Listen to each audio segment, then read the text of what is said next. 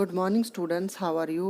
I am your Meenu the. Today's worksheet number 91 जो subject Hindi की है और क्लास 6 to 8 स्टूडेंट्स के लिए है. उम्मीद करती हूँ कि आप मेरा वीडियो अंत तक देखेंगे और मेरे चैनल को लाइक और सब्सक्राइब ज़रूर करेंगे.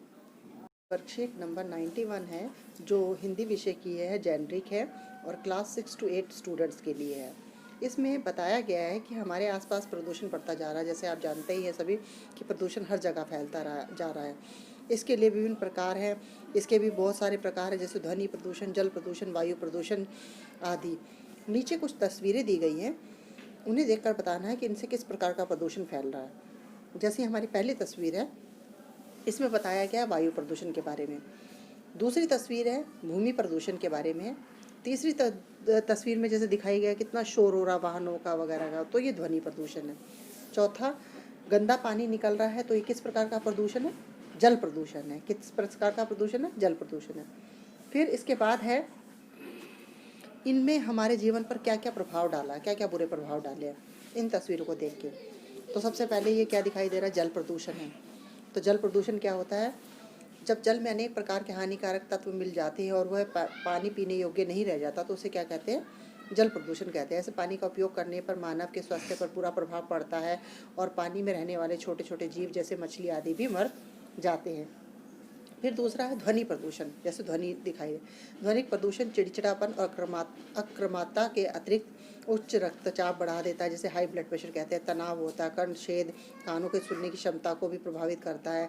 श्रवण शक्ति का ह्रास होता है, नींद में गड़बड़ी होती है, अन्य हानिकारक प्रभाव भी पैदा कर सकता है. इसके अलावा तनाव और उच्च रक्तचाप स्वास्थ्य समस्याओं में प्रमुख है, जबकि कर्ण छेद, स्मृति खोना, गंभीर अवसाद और कई बार असामंजस्य के दौर भी पैदा कर सकता है. तो ध्वनि प्रदूषण. थर्ड है हमारा वायु प्रदूषण. वायु प्रदूषण सबसे ज़्यादा क्या होता है? फेफड़ों की बीमारियां होती हैं. इसमें फेफड़ों का कैंसर भी शामिल है. जब हम सांस लेते हैं तो हवा में फैले हुए जहरीले सूक्ष्म कण जो क्या होता है, सांस के द्वारा हमारे शरीर में प्रवेश कर जाते हैं, जिससे हमें दमा, खांसी, फेफड़े का कैंसर, आँखों में जलन, एलर्जी आदि होने का खतरा बना रहता है या पैदा हो जाता है. इसके बाद है भूमि प्रदूषण.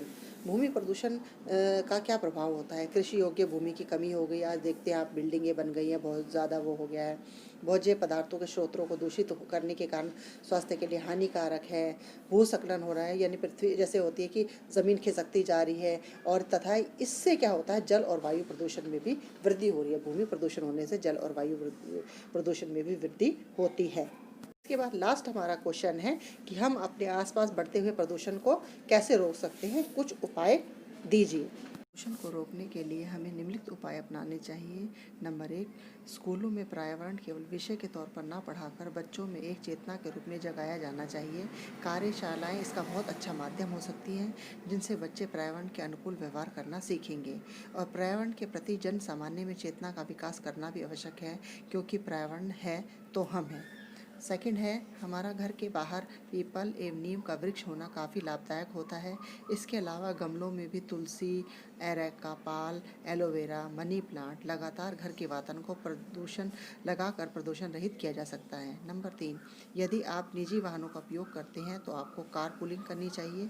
कार पूलिंग में आप एक ही कार में अन्य लोगों को बैठा कर ले जाया जा सकता है, ताकि सबको अपने निजी वाहनों का इस्तेमाल ना करना पड़े और प्रदूषण को भी कम किया जा सके. फोर्थ है हमारा मृदा प्रदूषण को कम करने के उपाय. फसलों को छिड़कने वाली विषैली दवाओं का प्रयोग जो किया जाता है उसे प्रतिबंधित किया जाना चाहिए. गांव तथा नगरों में मल तथा गंदगी को एकत्रित करने के लिए उचित व्यवस्था होना चाहिए. नंबर 3, इसका कृत्रिम उर्वरकों के स्थान पर परंपरागत खाद का उपयोग कृषि भूमि में किया जाना चाहिए और खेतों में पानी के निकास की उचित व्यवस्था होनी चाहिए. नंबर 5 है सड़क पर होने वाले शोर शराबे को शांत करने के लिए विभिन्न रणनीतियाँ, जिसमें ध्वनि अवरोधक, वाहनों की गति पर प्रतिबंध, सड़क के धरातल में परिवर्तन, भारी वाहनों पर प्रतिबंध, यातायात नियंत्रण का उपयोग जो ब्रेक और गति बढ़ाने को कम करे, तथा टायरों की डिज़ाइन शामिल हैं. तो ये थी मेरी आज की वर्कशीट.